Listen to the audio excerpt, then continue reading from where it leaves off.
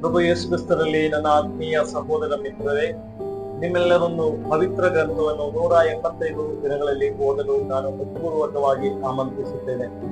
ದೇವರು ತನ್ನ ಪ್ರೀತಿ ಮತ್ತು ಕರುಣೆಯನ್ನು ತೋರ್ಪಡಿಸಿದ್ದು ಸೃಷ್ಟಿಯ ಮೂಲಕ. ದೇವರು ವಚನದ ಮೂಲಕ ಸೃಷ್ಟಿಸಿದ್ದಾರೆ ಎನ್ನುವಂಥದ್ದನ್ನು ಆದಿಕಾಂಡ ಪುಸ್ತಕದಲ್ಲಿ ನಾವು ಓದ್ತೇವೆ. ಆದಿಕಾಂಡ ಪುಸ್ತಕದಿಂದ ಪ್ರಕಟಣೆಯವರೆಗಿನ 73 ಗ್ರಂಥಗಳು ದೈವ ನಿವೇಶಿತವಾಗಿದೆ. ಕಥೋಲಿಕರಾದ ನಮಗೆ ದೇವರು ನೀಡಿರುವಂತಹ ಅತ್ಯಮೂಲ್ಯವಾದ ಕೊಡುಗೆಯಾಗಿದೆ ಪವಿತ್ರ ಗ್ರಂಥ. ಪವಿತ್ರ ಗ್ರಂಥದ ಮುಖಾಂತರ ದೇವರು ನಮ್ಮಲ್ಲಿ ಮಾತನಾಡುತ್ತಾರೆ.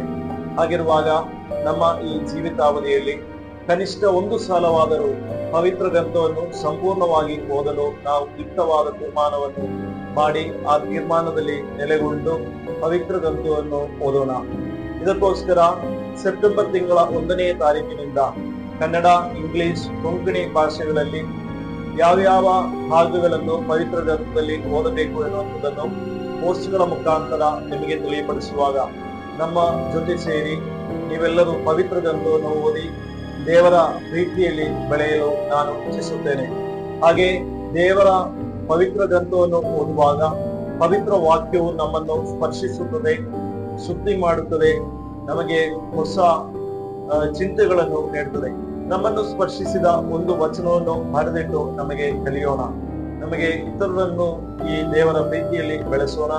ದೇವರು ನಮ್ಮ ಈ ಕಾರ್ಯವನ್ನು ಪ್ರತ್ಯೇಕವಾಗಿ ಆಶೀರ್ವದಿಸಲಿ, ಸ್ವರ್ಗ ಗುರುತನ್ನು ನೀಡಿ ನಮ್ಮನ್ನು ಮೆಚ್ಚುಗೆ ಪಡಿಸಲಿ ಎಂದು ನಾನು ಹಾರೈಸುತ್ತೇನೆ. ದೇವರ ಆಶೀರ್ವಾದ ನಮ್ಮೆಲ್ಲರ ಜೊತೆಗಿರಲಿ. ಜೈ ಕ್ರೈಸ್ಟ್.